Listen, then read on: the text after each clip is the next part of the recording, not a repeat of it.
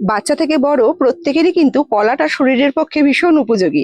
আর সেই কারণেই আমাদের প্রত্যেকের বাড়িতেই কিন্তু দুদিন ছাড়া ছাড়াই এই কলাটা আনা হয়ে থাকে। কিন্তু দেখা যায় দিন 2-3 বাদ থেকে কিন্তু কলাগুলো একদম কালো হয়ে অতিরিক্ত পরিমাণে মজে যায়। তখন কিন্তু এই কলাগুলো কারোর মুখেই আর রুচবে না। অথচ যেহেতু দাম দিয়ে কিনে আনতে হয়, ফেলে দিতেও তো মায়া লাগে, তাই আজকে এই ধরনেরই কলাকে কাজে লাগিয়ে একটা রেসিপি তৈরি করার চেষ্টা করেছি একটু। এখানে আমি 5টা কাঁঠালি কলা নিয়েছি। আগে কলার খোসাগুলোকে ভালো করে ফেলে দিচ্ছি। ফেলে দিয়ে এই 5টা কলাকেই কিন্তু আমি একটা মিক্সির জারের মধ্যে নিয়ে নিয়েছি। আর এখানে কলার মালপোয়া যেহেতু তৈরি করব, পুরোটাই একটা কাপ দিয়ে মেপে নেব, সেই হিসাবেই এই কাপটা মেপেই আমি সব জিনিসগুলো নিয়েছি। এখানে 1 কাপের থেকে একটু কম পরিমাণ চিনি দিয়েছি, কারণ কলাগুলো কিন্তু বেশ মিষ্টি।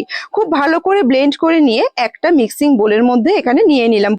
এবার ওই কাপ দিয়েই মেপে হাফ কাপ নিয়েছি এখানে সুজি, সেই হাফ কাপ সুজিটাও দিয়ে দিলাম। সেই সাথে এই একই মাপের কাপ দিয়ে দিয়েছি 2 কাপ ময়দা। এখানে 2 কাপ ময়দা দিয়ে খুব ভালো করে জিনিসটাকে মিশিয়ে নেব। আর মিশিয়ে নেওয়ার জন্য আমি এখানে দুধ ব্যবহার করেছি ব্যাটারটা তৈরির জন্য। প্রথমে 1 কাপ দুধ নিয়েছি, এটাকে আস্তে আস্তে করে মেশাতে থাকবো, যদি দরকার লাগে এরপরে আরো 1 কাপ দুধ দেবো। আমি দিয়ে দেখিয়ে দিচ্ছি এখানে আমার মোট কতটা দুধ লেগেছে। প্রথমে কিন্তু 1 কাপ থেকে অল্প একটু দুধ নিয়ে আস্তে আস্তে ব্যাটারটা তৈরি করতে হবে। কখনোই একবারে পুরো দুধটা কিন্তু দিয়ে দেওয়া যাবে না, বেশি পাতলা হয়ে গেলে কিন্তু অসুবিধা হবে, মালপোয়াগুলো উঠতে চাইবে না। এখানে আমার 1 কাপ দুধ পুরোপুরি লেগে গেছে। এরপর আরো 1 কাপ মতন দুধ আমি এখানে নিয়েছি। প্রথমে 1 কাপের কম নিয়েছিলাম, কিন্তু পরে কিন্তু আমার পুরো ব্যাটারটা তৈরি করতে এখানে 2 কাপ মতন দুধ পুরোপুরি লেগে গেছে।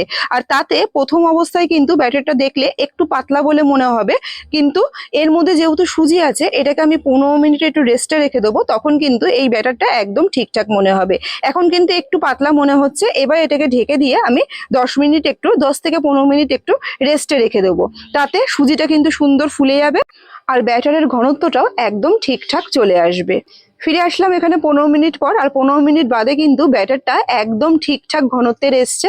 এবার এই ব্যাটারটার মধ্যে দিয়ে দেবো 1 চিমটি মতন একটু নুন, আর দিচ্ছি এখানে বড় একটা চামচের 1 চামচ মৌরি।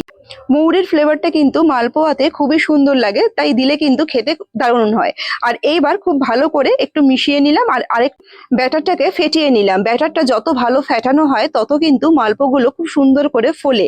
আর এই ফেটানোর কাজটা আগে যখন নাকি দুধ দিতে দিতে করেছি, তখনই কিন্তু অর্ধেকটা করে রেখে দিয়েছি। ব্যাস আর কিছুই না, এবার মালপোয়াগুলো কিন্তু ভাজার পালা।